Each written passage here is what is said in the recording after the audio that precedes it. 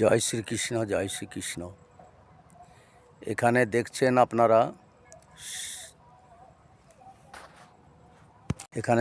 আপনারা শিব মন্দির রয়েছে, পাশে বজরংবলী মন্দির আছে,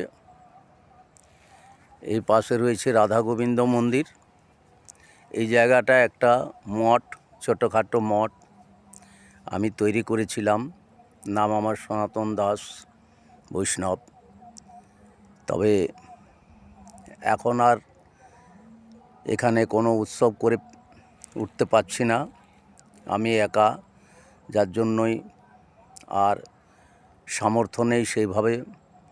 তাই আমি শিবরাত্রিতে এখানে প্রতি বছর নাম সংকীর্তন করাতাম, কিন্তু এখন আর পেরে উঠছি না। বয়সও হয়ে গেছে, একটা পা ভেঙে গেছে, আর চাঁদা ফাঁদা কালেকশন করতে পারি না।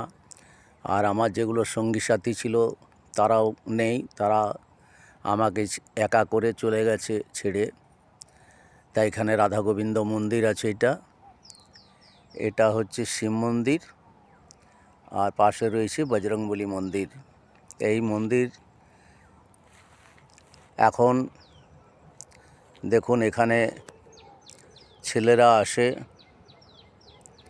সুরাপান মদ্যপান করে, পিকনিকের বাহানায় এগুলো মদ পান করে যায়, সুরাপান করে যায় এখানে। তবে এটা কিন্তু ভালো নয়।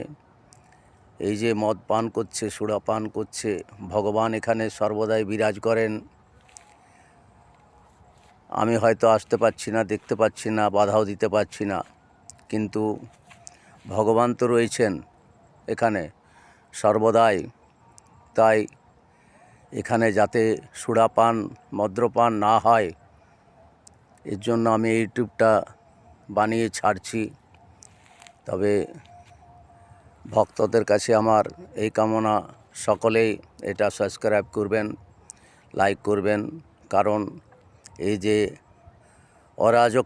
অরাজকতা চলছে, মদ্যপান, এগুলো যাতে বন্ধ হয়, সকলে দেখতে পায়। এটা খুদিয়া নদীর সামনে রাধা গোবিন্দ মন্দির, শিব মন্দির আমি বানিয়েছিলাম। তবে এখন আর সেবা করি, তবে আর সেভাবে আর আমি পেরে উঠছি না। এই দেখুন, এখানে ভোলা মহেশ্বর রয়েছেন, এটা ভোলা মহেশ্বর মন্দির। এটা হচ্ছে